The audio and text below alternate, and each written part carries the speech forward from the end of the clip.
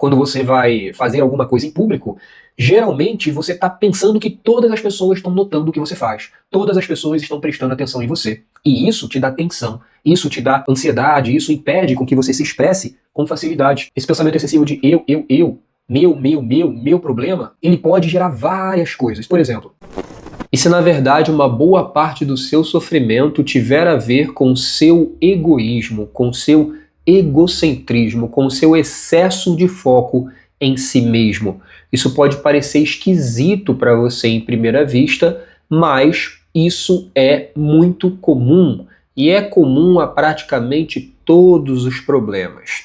Essa visão é uma visão que eu encontrei em um livro chamado Terapia Zen, onde o autor pega alguns princípios budistas e começa a observar através da lente do conceito, da ideia, da psicologia budista, da saúde mental, que é tratada dentro do budismo.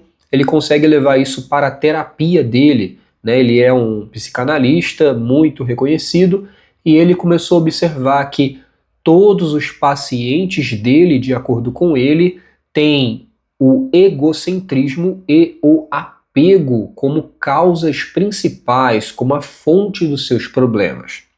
Então vamos lá, se o seu sofrimento tiver a ver com o egocentrismo e se o seu sofrimento ele for apenas egocentrismo, deixa eu diminuir isso daqui. Se o seu sofrimento for apenas egocentrismo, como saber se o seu sofrimento, se o meu sofrimento é ou contém egocentrismo? Você já se fez essas seguintes perguntas, por exemplo? Por que ninguém parece entender com profundidade o meu sofrimento? Por que sempre parece que todo mundo, que o mundo está contra mim? Será que algum dia alguém vai me valorizar tanto quanto eu mereço? Por que eu sou sempre o único a me sentir deslocado, mesmo em ambientes onde todos parecem estar bem? Por que todos ao meu redor parecem viver vidas tão mais fáceis e plenas que a minha? Será que eu sou a única pessoa que sofre tanto ou as outras pessoas simplesmente disfarçam melhor?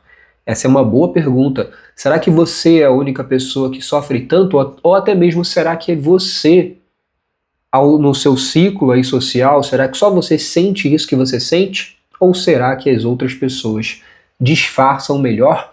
Ou será que o foco das outras pessoas, por mais que elas também tenham este problema, não esteja neste problema? Por que os meus esforços parecem ser sempre ignorados, enquanto dos outros são reconhecidos? Se ninguém realmente se importa comigo, qual é o sentido de eu continuar tentando me conectar com as outras pessoas? E essa aqui é uma última pergunta muito importante. Quanto tempo você passa pensando em si mesmo? Eu decidi gravar esse vídeo por conta de um paciente meu. Um paciente que vem há muito tempo sofrendo com distimia e ele me procurou por conta disso, uma depressão contínua, crônica por muito tempo. E nós chegamos também, entre outras várias conclusões, que ele é uma pessoa que muitas vezes, que provavelmente está sentindo algo comum a muitas pessoas, porém o foco dele nesse problema, o foco dele no meu problema, tá? Então o eu geralmente, esse pensamento egoísta, que é um pensamento que todos temos em maior ou menor intensidade, de ficar pensando eu, ele traz consigo o meu, o pra mim, o mim e etc. Então esse pensamento meu problema, meu, esse problema é meu, ele muitas vezes te tira a percepção de que outras pessoas provavelmente têm a mesmíssima coisa que você. Só que você não percebe porque você está o tempo todo pensando, tendo esse pensamento, meu problema, meu problema, meu problema. Na terapia cognitiva, nós entendemos que geralmente existe um pensamento automático que ele é claro ou não para você, que geralmente antecede a maioria dos transtornos e problemas. E um dos pensamentos também que cria muito problema é justamente o pensamento eu, o pensamento meu, esse é o meu problema. Quando você trata o problema como único e exclusivamente seu, muitas vezes você não percebe que os outros também têm este mesmíssimo problema. Então, nós conseguimos entender, eu e esse meu paciente, que tinha muito desse pensamento. Faltava para ele olhar para as outras pessoas e perceber que ele não é a única pessoa que sofre e que tem esse tipo de coisa. E muitas vezes, inclusive, esse problema que ele veio tratar não seria um problema se ele não viesse por tantos anos focando nisso, que é uma atitude egocêntrica. Quantas outras coisas você passa por conta desse pensamento egocêntrico, por conta desse pensamento eu? A própria timidez, por exemplo, carrega implícito um pensamento eu, um pensamento meu, um egocentrismo. Por exemplo, quando você vai fazer alguma coisa em público, geralmente você está pensando que todas as pessoas estão notando o que você faz. Todas as pessoas estão prestando atenção em você. E isso te dá tensão, isso te dá ansiedade, isso impede com que você se expresse com facilidade. Isso trava você. Então, esse pensamento egoísta, tá, que eu já havia trabalhando ele, tem várias literaturas que vão citar algo semelhante, mas tem um livro que eu estou lendo recentemente, que é esse livro Terapia Zen. Entre muitas coisas que é dita, uma das coisas é o terapeuta percebe claramente que todos os pacientes dele carregam egocentrismo e apego.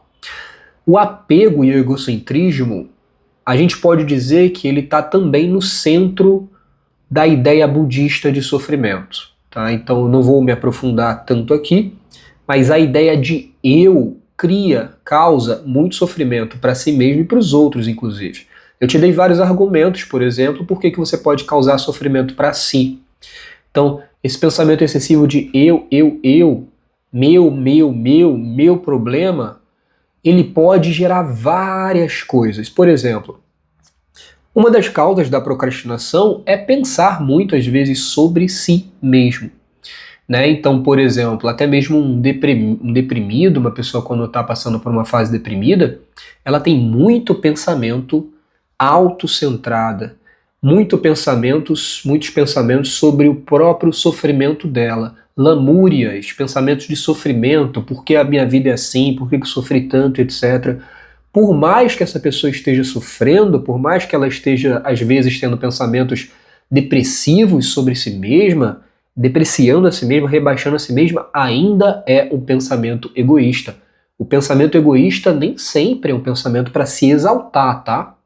Então, egocentrismo não significa que eu sou melhor do que os outros. Egocentrismo é simplesmente se colocar como centro do mundo, se colocar como mais importante ou como foco da sua vida. Por mais que necessitemos disso, por mais que necessitemos disso, é importante que não fiquemos presos nessa ideia de eu, meu. Muitas vezes até mesmo a conversa mental que fica atrapalhando você de executar coisas, de fazer coisas, postar nas redes sociais, etc. Eu já passei por isso que eu estou expressando isso. São pensamentos sobre si mesmo. O que os outros vão pensar, etc, etc. Isso gera vergonha, isso gera medo. Num lado, né, tudo tem os dois lados, tá? Então, em um lado, isso pode gerar autodepreciação, uma baixa autoestima, pode gerar medo, pode gerar vergonha, pode gerar tensão. Por outro lado, o egocentrismo pode causar orgulho, pode causar uma imagem de que você é melhor do que os outros, etc. Em ambos os lados, pode se tratar de egocentrismo, pode se tratar de ficar pensando em si mesmo e se colocando no centro constantemente. Se você conseguir largar tudo isso, você vai relaxar, tá? Eu esqueci de colocar aqui abaixo, mas se você largar tudo isso, você vai relaxar. Você vai relaxar mais. Você vai ficar mais tranquilo, você vai se sentir um pouquinho melhor. O que eu peço para você? Verifique se essas perguntas aqui, se elas são perguntas que geralmente você tem feito a si mesmo. E às vezes o problema não é nem fazer essa pergunta algumas vezes, às vezes é ficar preso nessas perguntas e isso causa procrastinação. Por exemplo, este mesmo vídeo que eu estou gravando aqui, eu fiquei procrastinando, tá? Eu não sou santo nessa história. Eu não estou dizendo, inclusive, verifique se você tem o pensamento egocêntrico, se esse pensamento autocentrado está te prejudicando, porque eu já superei isso. Não. Trata-se de algo que eu encontrei nos outros, no livro ali, o terapeuta encontrou em todos os pacientes dele, e eu encontrei em mim mesmo. Isso tem em todo mundo, tá? Isso parte do primeiro erro, inclusive. Eu devo gravar vídeo futuramente sobre isso, que é o erro da percepção errada sobre nós mesmos, tá? O erro do eu, tá? A filosofia budista, eu não sou budista, tá? Você vai encontrar eu falando várias coisas aqui, porque por mais que eu seja terapeuta, por mais que eu estude psicologia, por mais que eu trate pessoas com técnicas da psicologia e etc, etc, eu gosto muito de estudar, por exemplo, sobre religiões, filosofia e etc, cristianismo, budismo, taoísmo, tudo quanto é ismo que for, eu gosto de estar estudando e vou acabar falando sobre isso, porque de repente você que está ouvindo pode ser beneficiado, pode dar um insight, porque trata-se de algo conhecido para você. Então, o budismo, por exemplo, um dos primeiros erros cognitivos que nós criamos é a ideia de um eu separado do todo. Eu não sei se você sabe, mas quando nós nascemos até certa idade, não existe eu. Não temos um senso de eu. Esse senso de eu, separado do outro, ele é construído, ele é condicionado, tá? Eu nem vou dizer que daria para ser diferente, provavelmente não, é assim que é para ser. Só que não precisamos ficar completamente aprisionados nisso. Então você nasce, a partir de uma determinada fase, em uma determinada fase você percebe o todo, mas você não se percebe separado do todo. É meio doido, inclusive, né? Então, por exemplo, você vê o mar, existe só o mar. Você vê papai e mamãe, só existe papai e mamãe. Não existe eu, papai e mamãe. Eu e o mar. Depois de um tempo, a sua cognição vai sendo adaptada, vai sendo construído conceitos, ideias, à medida que você também vai evoluindo biologicamente, vai se desenvolvendo biologicamente, o desenvolvimento do cérebro, do corpo, das percepções, você vai formando o seu senso de eu. E esse senso de eu vai sendo construído primeiramente com as suas sensações e com o que os outros falam sobre você, tá? Então, por exemplo, você percebe que você está sentindo uma coisa e o coleguinha do lado não está sentindo aquilo. Então, opa, significa que eu sou uma coisa, ele é outra. Papai e mamãe ficam falando, você é bonitinho, você é bonitinha, você é engraçado, você é chato, você é inteligente. E você vai pegando eu sou isso, eu sou isso, eu sou isso.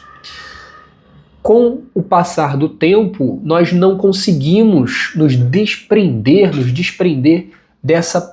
desse egocentrismo. E ele é muito importante. Ele é importante na sociedade, mas é importante que nós consigamos nos distanciar um pouco dele para poder enxergar as coisas como elas são e para não ficarmos presos nisso. Todo o seu sofrimento, tá? Ele tem egocentrismo nele.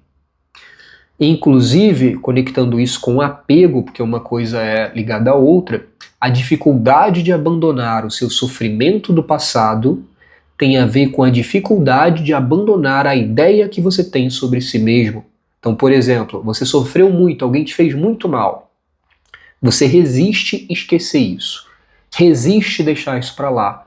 Porque a tua percepção, a sua sensação é de que você foi ferido. Só que não é você que foi ferido. Foi a sua identidade, a sua falsa identidade. A sua percepção de eu. Isso relaxa muito, isso é uma liberdade, quando você consegue enfraquecer um pouco esse eu para se beneficiar. Não estou dizendo que você vai deixar os outros te humilharem, nada disso. Você vai simplesmente se distanciar um pouco do eu.